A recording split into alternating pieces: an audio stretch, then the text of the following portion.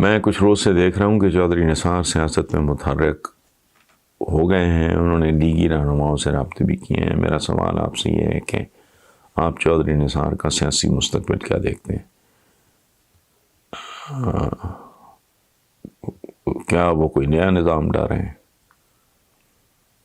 اگر وہ نون لیگ کے لیے متحرک ہو رہے ہیں تو کیا نواز شریف انہیں دوبارہ قبول کریں گے؟ خالق محمود صاحب، پہلی بات تو یہ ہے کہ میں کبھی چودھری نثار کو ملا نہیں، دیکھا نہیں، میرا ان سے کوئی تعلق واسطہ نہیں، لیکن فاصلے سے جو ایک تاثر بنتا ہے، میں انہیں ان گنے چنے چند سیاستدانوں میں شمار کرتا ہوں جو باصول ہیں، باوقار ہیں، دیانتدار ہیں.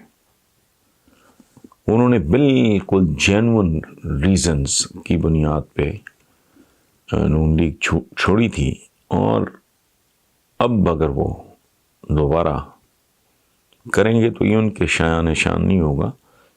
محاورہ سنا ہوگا آپ نے، تھوک کے چاٹنے والی بات ہے، وہ نہیں ہوگا. میرا نہیں خیال کہ وہ ایسا کریں گے.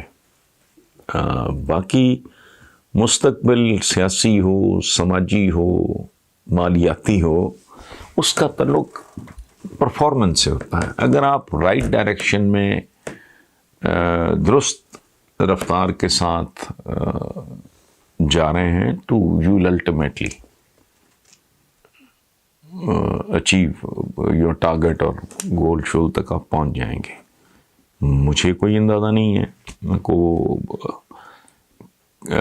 ان کا جو آپ نے کہا متحرک ہو گئے ہیں تو وہ کس قسم کا تحرک ہے ان کا، اور ان کے ذہن میں کیا ہے، تو ہاؤ ڈو آئی نو.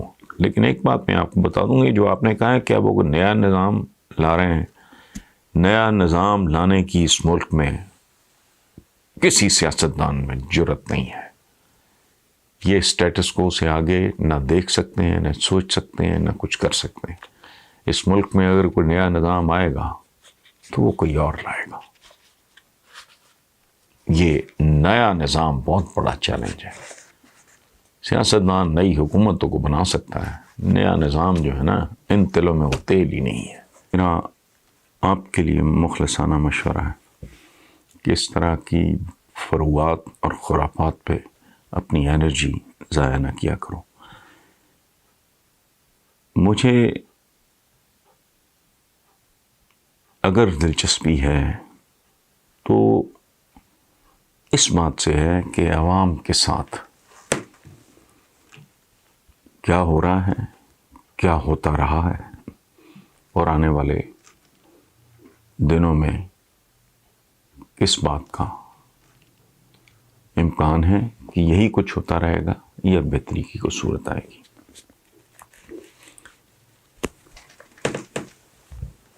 ایک کلیریکل سا کلرکوں والا جواب ہے کہ ان کے تو سٹیکس ہیں کوئی نہیں، پیپلز پارٹی اور نون لیگ کے بہرحال سٹیکس ہیں. نون لیگ بھی کسی حد تک جا سکتی ہے چونکہ اس پہ وحشت 100% وحشت طاری ہے نون لیگ کی لیڈرشپ میں. لیکن پیپلز پارٹی ایک میچور پولیٹیکل پارٹی ہے. یہ تو ایک کلیریکل سا جواب ہے، مجھے نہیں لگتا کہ استعفوں تک نوبت جائے گی. باقی جو سوچنے والی بات یہ ہے، اس پہ بہت غور کرنا آپ، کہ جوہر کی دریافت، ڈی این اے کی جینیات، کمپیوٹر کی لسانیات اور جینیاتی انجینئرنگ کی اس دنیا میں یہ کون کم بخت ہیں جنہوں نے پوری قوم کو لانگ مارچوں اور دھرنوں میں انگیج کیا ہوا ہے. میں نے آج ہی ایک کالم لکھا ہے کہ زیادہ نہیں، 100 سال کے بعد ہم کہاں کھڑے ہوں گے. وہ جو ہمارے سو کالڈ جو حریف ہیں، ہمارا ان کا مقابلہ کیا ہے، لیکن چلو وہ ٹریلینز آف ڈالرز سائنس اور ٹیکنالوجی پہ خرچ کر رہے ہیں. مریخ کی دہلیز پہ وہ دستک دے رہے ہیں. اس ملک کا جو حال ہے 73 سال بعد 74 سال بعد چھوٹے سر لمبی زبانیں، جینیاتی انجینئرنگ جسے کہتے ہیں، انٹیلیجنٹ ڈیزائن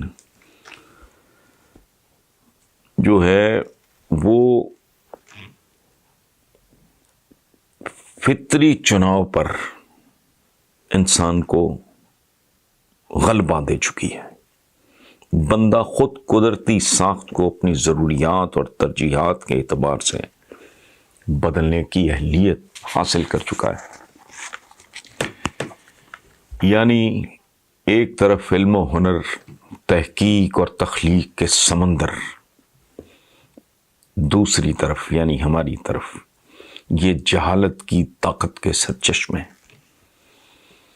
ایک طرف گمشدہ جہالت کی طاقت کے سرچشمے، میں پھر ریپیٹ کر رہا ہوں، دوسری طرف ڈوم بھانڈ مراسی اور موقع پرست مہم جو۔ ایک طرف قرۂ ارض سے باہر کی فتوحات، مریخ تک، باقی سیاروں تک، دوسری طرف کوڑے کے خوشبودار ڈھیر جو لاہور کی شناخت بنتے جا رہے ہیں۔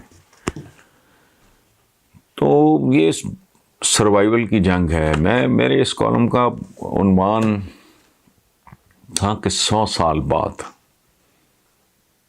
ہم جو آج ہیں، 2 وقت کی روٹی، کروڑوں بچہ اسکول سے باہر، اور وہ میں نے جیسا عرض کیا سائنس اور ٹیکنالوجی کے سمندر۔ 100 سال بعد ہم کہاں ہوں گے؟ پاکستان بننے کے بعد آج تک تقریباً 73 سال میں ہم کہاں ہیں؟ ایسے ہی 73 سال اور، تب باقی دنیا کہاں ہوگی؟ میں نے کالم کا اختتام ایک جملے پہ کیا ہے جو میں آپ کے ساتھ شیئر کرتا ہوں۔ کہاں یہ دنیا، کہاں وہ دنیا، لیکن اللہ کا لاکھ لاکھ شکر ہے کہ ہمیں گزرے زمانے گزر چکے ہوں گے۔ شکر الحمدللہ۔ میرا ایج گروپ عمر کے اس حصے میں ہے جہاں ریزگاری باقی رہ گئی ہے، اور میں اس بات پہ شکر ادا کرتا ہوں کہ 100 سال کے بعد اگر ہم ہوئے تو کہاں ہوں گے۔ اس ذلت سے رب العزت نے ہمیں کم از کم میری جنریشن کو ضرور بچا لیا ہے۔ اس لیے آپ ایسی باتوں پہ نا پلیز اپنی قیمتی انرجی ضائع نہ کیا کرو۔